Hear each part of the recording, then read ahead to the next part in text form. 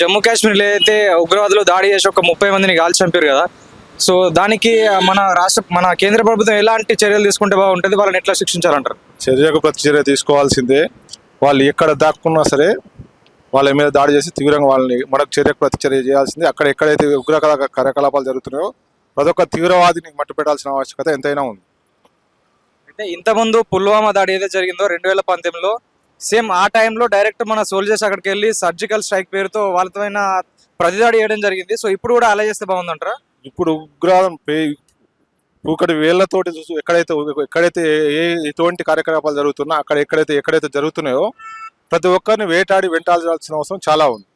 ఇంకొకసారి ఇటువంటి సంఘటన పునరావృతం కాకుండా తీసుకోవాల్సిన జాగ్రత్తలు తీసుకోవాల్సిందిగా ప్రభుత్వాన్ని కోరుచున్నాం. అయితే బీజేపీ ప్రభుత్వం వచ్చిన తర్వాత మేము చాలా వరకు సరిహద్దులు పటిష్టవంతంగా చేసినాము. ఎక్కడెక్కడైతే ఇబ్బందికర పరిస్థితులు ఉన్నాయో అక్కడ సైన్యాన్ని మోహరించడం అని చెప్తున్నారు. జమ్మూ కాశ్మీర్లో కూడా ఇప్పుడు మంచి ప్రశాంతమైనటువంటి వాతావరణం ఉందని చెప్పి టూరిస్టులను కూడా అక్కడికి పిలవడం జరిగింది. అయితే ఇప్పుడు అక్కడికి వెళ్తే ఇలాంటి దాడి జరిగింది కదా, దీన్ని రక్షణ శాఖ ఫెయిల్యూర్ చెప్పచ్చా, ఏమంటారు దాన్ని? అట్లా చెప్పుకోవాల్సిన అవసరం అండి. తీవ్రవాదం అంటూ ఎవరు చెప్పిరారు కదండి. ప్రభుత్వాన్ని తప్పు పట్టాల్సిన అవసరం ఏముండదు. ఇప్పటికీ దాని మీద జమ్మూ కాశ్మీర్లో చాలా వరకు కంట్రోల్ తెచ్చారు. ప్రభుత్వాన్ని దీన్ని అభినందించాల్సిన విషయం కూడా చాలా ఉన్నది. కాకపోతే ఇటువంటి పునరావృతం కాకుండా పటిష్టమైన చర్యలు తీసుకొని మనం ఇటువంటి సంఘటన జరిగినప్పుడు మనం భారతదేశం తరఫున మన ప్రజలందరం కలిసి ఏకాభిప్రాయంతో ఉండాలి. మనం దీన్ని ఎట్లా ఉన్నా కానీ ప్రభుత్వానికి ఎన్నుదన్నుగా ఉండాలి.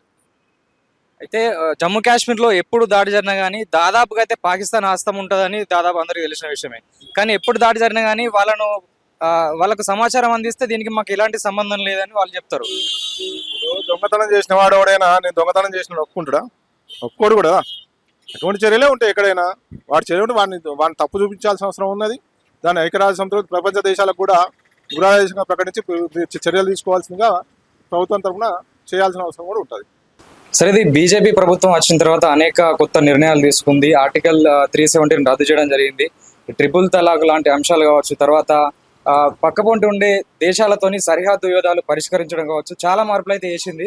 బీజేపీ వచ్చి నుంచి దాదాపు చాలా వరకు అయితే దాడులు తక్కువ అయినాయి.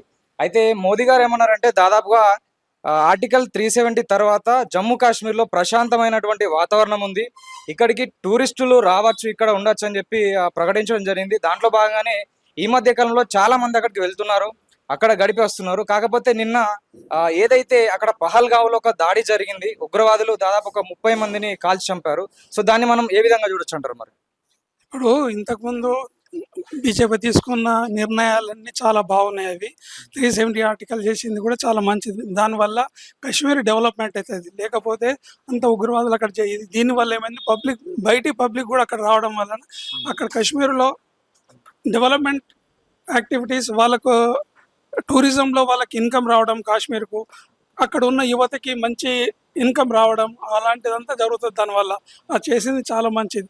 కానీ ఇవాళ కొద్దిగా పడని వాళ్ళు ఈ వాళ్ళని ఇది చేయడానికి, ఉగ్రదాడులు చేయడానికి కొంచెం వేరే దేశస్తులు వాళ్ళకు ఉగ్రవాదులకు సపోర్ట్ చేస్తారని నేను అనుకుంటున్నా. అయితే దీన్ని మరి రక్షణ శాఖ ఫెయిల్యూర్ లెక్క చూడొచ్చు అంటారా? ఫెయిల్యూర్ ఎట్లా అనుకుంటాం మనం, దాన్ని ఫెయిల్యూర్ అని రాదు. ఇప్పుడు ఉగ్రవాదులు అంటే ఎక్కడి నుంచి వస్తారో తెలియదు. అయినా అంత పకడ్బందీగా అంత బాగా చేస్తూ ఉన్నారు వాళ్ళు. అయినా కూడా ఉగ్రవాదం అంటే ఎక్కడో దాక్కొని ఎవరో సపోర్ట్ చేసి వాళ్ళని లోపల పంపించి ఇలాంటిది వాళ్ళను ఎంకరేజ్ చేస్తున్నారంటే బయట సపోర్ట్ ఉంటేనే ఇది జరుగుతుంది. అయితే కొంతమంది నేతలు ఇంతకుముందు ఎవరైతే ఉన్నారో ఉగ్రవాదులు ఓన్లీ ఇస్లాంలోనే లేరు, అంటే ముస్లిం వర్గానికి చెందిన వ్యక్తులనే కాదు హిందువులలో ఉంటారు అని చెప్పి వ్యాఖ్యలు చేయడం జరిగింది. అయితే నిన్న జరిగిన దాడిలా ఎవరైతే ఆ ఉగ్రవాదులు ఉన్నారో వాళ్ళు వాళ్ళ మతాన్ని అడుగుతూ ఎవరైతే మేము ముస్లిం కాదు అంటారో వాళ్ళనే హిందువులను మాత్రమే టార్గెట్ చేశారు. సో దీన్ని ఎట్లా చూడొచ్చు అంటున్నారు? దీనివల్ల అర్థమైపోయింది కదా, వాళ్ళు ఇస్లామిక్ దీంట్లో జొరగొట్టాలని చూస్తున్నారు. సో దీని ద్వారా దేశం అంతటా ఒక అల్లరలు సృష్టించి దేశాన్ని అల్లకొల్లం చేయడానికి వాళ్ళ ప్లాన్ అంటారు. అంతే, కానీ అది జరగని అది బీజేపీ ప్రభుత్వం మాత్రం.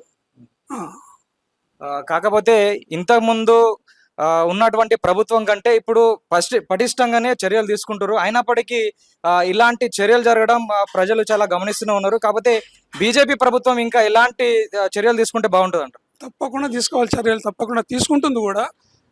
ఇంతవరకు అయితే ఎవరిని వదలలేదు, వదలదు కూడా ఇక.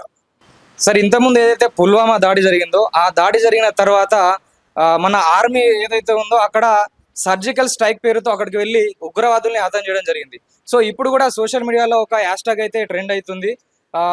వి వాంట్ రివెంజ్ అని చెప్పేసి ఒక హ్యాష్ ట్యాగ్ అయితే నడుస్తుంది ప్రస్తుతానికి. అక్కడికి వెళ్ళి మనం కూడా దాడులు చేయాలి, దీనికి ఖచ్చితంగా ప్రతీకారం తీసుకోవాలంటారు. సో దాన్ని ఎట్లా చూడొచ్చు? కంపల్సరీ తీసుకోవాల్సిందే. ఇంతకుముందు చేసినప్పుడు మళ్ళీ ఇలాంటి చర్యలు జరగకుండా ఉండాలంటే కంపల్సరీగా దాడులు చేయాల్సిందే వాళ్ళ మీద. కాకపోతే ఎప్పుడు దాడులు జరిగినా కానీ పాకిస్తాన్ వాళ్ళని అడిగితే ఇది మాకు సంబంధం లేని చర్య అని చెప్తారు. సో ఈసారి దాడులు చెప్పించినాడు, నేను చెప్పించిన అన్నాడు, వెనక నుంచి వాడు సపోర్ట్ చేస్తూ ఉంటాడు. అన్న ఇది బీజేపీ ప్రభుత్వం దాదాపుగా 10 సంవత్సరాల నుంచి వెళ్ళి అధికారంలో ఉంది. అయితే మోదీ గారు కావచ్చు, అమిత్ షా కావచ్చు, ఆర్టికల్ 370 తర్వాత జమ్మూ కాశ్మీర్లో ప్రశాంతమైనటువంటి వాతావరణం ఉంది. ఇక్కడికి టూరిస్టులు రావచ్చు, ఇక్కడ టూరిస్టుకు సంబంధించినటువంటి అన్ని సౌకర్యాలు కల్పించమని చెప్పింది. తర్వాత చాలా మంది అక్కడికి వెళ్తున్నారు. ఈ నేపథ్యంలో నిన్న పహల్గావ్లో ఒక దాడి అయితే జరిగింది, దాదాపు 30 మందిని చంపడం జరిగింది. సో దీన్ని ఎలా చూడొచ్చు అంటారు? అంటే ఇంకా చూడడం ఏం లేదన్న, ఇంకా పోయిన వాళ్ళదే మిస్టేక్ అనుకోవాలంతే. ఇంకా ఎవరిని నమ్ముకోవద్దు. పొలిటీషియన్స్ ఎవడేం చేయలేడు, అంటే ఎవడేం చేయలేడు. ఇంకా మన దాని మీద మనమే ఉండాలి. అక్కడికి వెళ్ళిన టూరిస్ట్దే పాపం ఇంకా వాళ్ళకే అయింది కాబట్టి ఏం చేయలేము ఇంకా దానికి. అంటే దీన్ని రక్షణ శాఖ ఫెయిల్యూర్గా చెప్పొచ్చు అంటారా? అంటే దాదాపుగా ఇక్కడ అంతా సెట్ అయిందని చెప్పేసి వాళ్ళు చెప్పడం జరిగింది. సో ఆ నేపథ్యంలో చాలా మంది మొన్న ఎమ్మెల్యేలు కూడా వెళ్ళడం జరిగింది అక్కడికి. కాకపోతే నిన్న దాడిలో ఇంతమంది చనిపోయారు. సో రక్షణ శాఖ ఫెయిల్యూర్ అనొచ్చా మరి దీన్ని? అంతే అన్న. ఇప్పుడు బేసిక్ ఏంటంటే ఒకవేళ అక్కడ మన ఆర్మీ కానీ మన వాళ్ళు కానీ ఇప్పుడు అంటే ఇట్లాంటి ఇన్సిడెంట్ జరగక ముందు ఒకవేళ వాళ్ళు దాని యాక్షన్ అంటే ఇట్లా అవుతుంది అని వాళ్ళు ఊహించి ఒకవేళ ఉండుంటే మాత్రం ఇట్లాంటి ఇన్సిడెంట్ జరగకపోయేది. సో మైట్ బి ఆ మిస్టేక్ అయితే అయి ఉండొచ్చు. ఇంకా మీద ఇంకా ఇట్లాంటి జరగొద్దంటే ఇంకా స్ట్రిక్ట్ యాక్షన్ తీసుకొని మన వాళ్ళని ఇంకా ఏంటంటే ఇంకా కొంచెం క్లోజర్గా ఉంచుకుంటే ఇంకా మంచిది. చాలా మంది అంటే ఆర్మీస్ వాళ్ళని ఇంకా ఎక్కువ మందిని గ్యాదర్ చేసుకొని ఒక పలానా ప్లేసెస్లో కొంతమందిని అట్లా పెట్టుకోవడం అన్నది మంచిదని నేను అనుకుంటున్నాను. అంటే మామూలుగా ఇంతకుముందు ఒక ఇంటర్వ్యూ చూసాము, దాంట్లో ఒక అధికారి ఏమంటుండంటే ఈ మధ్య కాలంలో ఆర్మీకి సంబంధించినటువంటి రిక్రూట్మెంట్ చేయలేదు. సో చాలా అయితే సైనికులు తక్కువ ఉన్నారని చెప్తారు. అది ఎంతవరకు వాస్తవం? అదైతే కరెక్టే అన్న. ఇప్పుడు ఉన్న వాళ్ళందరూ ఇప్పుడు సాఫ్ట్వేర్లు ఐటీలు దానికనే వెళ్ళిపోతున్నారు. ఇప్పుడు అట్లాంటి దానికి ఇప్పుడు వీళ్ళు ఏం చేస్తున్నారంటే ఉన్నదానికంతా ఇస్తున్నారు జాబులు. వెనక ఎవడెవడు తినేస్తున్నాడు కష్టపడి పైకి వచ్చినాడు కదా జాబ్ లేదు. ఇక ఆర్మీలో అయితే నాకు తెలిసి సంఖ్య చాలా తక్కువ ఉంది, చాలా అంటే చాలా తక్కువ ఉంది. ఇప్పుడు ఉన్న జనాభా అయితే కొన్ని కోట్ల మంది ఉన్నారు. ఆర్మీ ఎంతమంది ఉన్నారు? మహా అంటే ఒక కొన్ని లక్షలలో కూడా లేరు. చాలా తక్కువ మంది ఉన్నారు. సో ఒకవేళ ఆర్మీ సిబ్బంది ఒకవేళ మన దగ్గర ఇంకా చదువుకొని ఒకవేళ అట్లాంటి దానికి వెళ్ళాలి అని అనుకుని ఒకవేళ ఆర్మీలో చాలా మంది జాయిన్ అయితే మాత్రం ఇంకా మంచిగా ఉంటుంది. ఇట్లాంటి దాడులు ఏం జరగవు ఇంకా ఫ్యూచర్లో. అయితే బీజేపీ ప్రభుత్వం వచ్చిన తర్వాత దాదాపుగా ఏదైతే పొరుగు దేశాలకు ఉన్నటువంటి సరిహద్దులు ఉన్నాయో సో వాటి విషయంలో చాలా పటిష్టంగా వ్యవహరించినటువంటి తీరు మనం చూడొచ్చు. అంటే బార్డర్లు పటిష్టం చేయడం కావచ్చు, అక్కడ భద్రతా బలగాలను పెట్టడం కావచ్చు, చాలా వరకు అయితే సరిహద్దుల పరంగా బీజేపీకి మంచి పాజిటివ్ టాక్ అయితే ఉంది.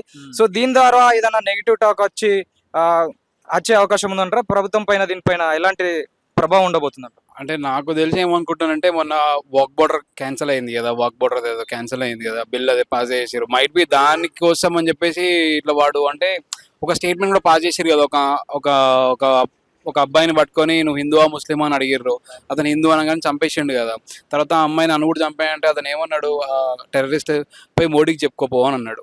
అంటే దాని అర్థం ఏమొస్తుందంటే ఇక్కడ నాకు తెలిసి మోడీ ఏదైతే మన వాక్ బోర్డర్ ఏదైతే క్యాన్సిల్ అయింది కదా దానికి రివెంజ్ తీసుకోవడానికి ఇట్లాంటిది ఏమైనా ప్లాన్ చేసిర్రు అని ఉండొచ్చు అన్న, మైట్ బి.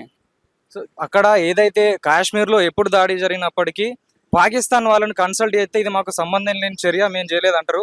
కాకపోతే పాకిస్తాన్లో ఉన్నటువంటి లష్కరే తోయిబాకు సంబంధించిన దానికి అనుబంధంగా ఉన్న ఒక సంస్థ టిఆర్ఎఫ్ అనే సంస్థ మేమే ఈ దాడి చేసినామని చెప్తుంది. సో పాకిస్తాన్ సపోర్ట్ దానికి ఉందంటారా?